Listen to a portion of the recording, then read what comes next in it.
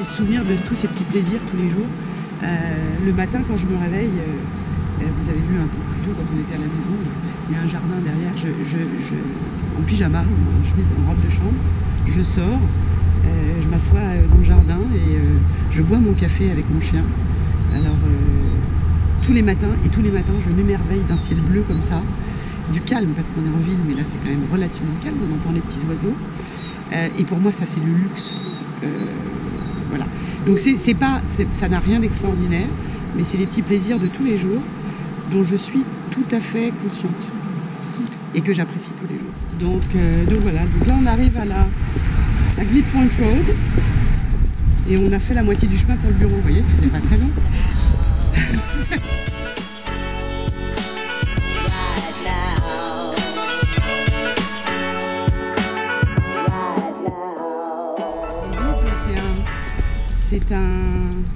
C'est un quartier de Sydney, parce qu'en fait Sydney est on appelle ça une ville de village. C'est pas du tout fait comme une ville à l'européenne.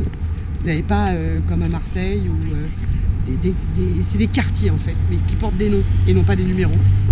Allez. Une chose aussi qui est bien en Australie, c'est que quand on s'engage sur un passage piéton ou quand on est au bord du trottoir, tout le monde s'arrête. C'est assez dangereux d'ailleurs quand on rentre en France. Parce qu'on a tendance à faire la même chose. Mais par contre, les gens ne s'arrêtent pas spécialement. Donc il faut faire très très attention.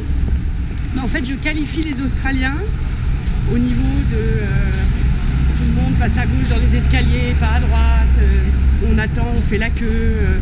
Donc s'il fallait que je les qualifie, je dirais que les Australiens sont des Anglais méditerranéens.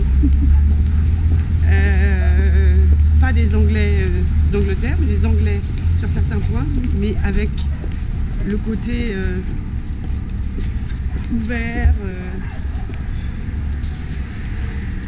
des gens qui sont sous le soleil. Il n'y a pas de problème, il n'y a que des solutions ici. D'ailleurs, il y a une expression qui dit no worries. C'est ça. Donc, ne t'inquiète pas, ça va se régler. On prend son temps avant de dire que c'est une catastrophe. Voilà, on va trouver une solution.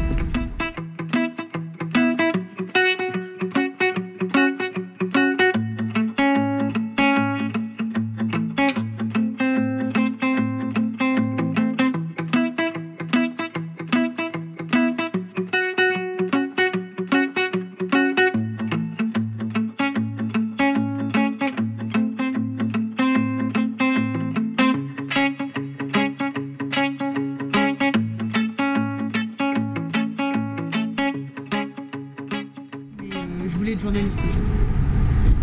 Mais c'est juste parce que je voulais voir des gens et interviewer des gens, je pense. En fait, je ne suis pas allée à l'école d'attaché de presse comme je devais faire. J'ai commencé la coiffure pour être à mon compte, en fait. Parce que ma mère est coiffeuse.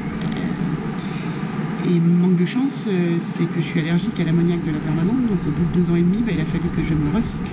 Donc je suis retournée à l'école. Enfin, je suis entrée à l'université tout en travaillant pour faire des ressources humaines. Et me voilà arrivée ici. Donc comme quoi la vie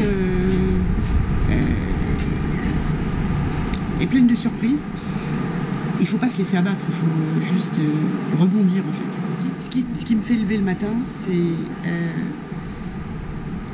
mes polyglotteurs, mes candidats, mes clients. C'est les gens en fait. C'est le fait de pouvoir faire grandir les gens. Quand je dis grandir, c'est de les élever parce qu'ils m'élèvent aussi. On les voit évoluer et grandir. Et ça, on parlait de famille aussi, je parlais de famille. C'est le bonheur de voir les gens s'envoler en fait. C'est ça qui me fait lever le matin.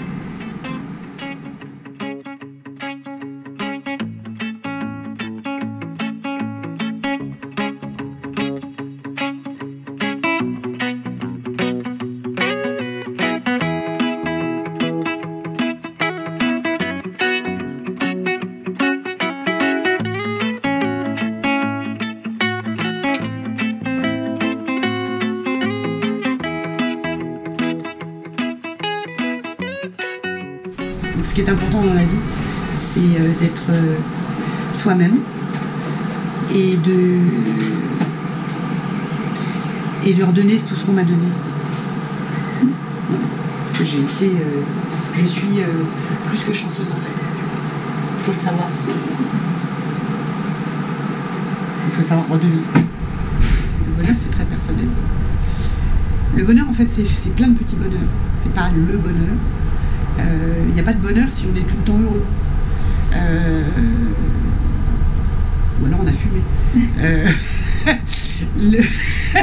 Le bonheur pour moi, c'est tous ces petits plaisirs qu'on prend tous les jours, qui peuvent durer 10 secondes, un rayon de soleil sur le visage, le sourire de quelqu'un, le chien qui vous regarde et que vous caressez. C'est ça le bonheur pour moi. Donc je suis heureuse.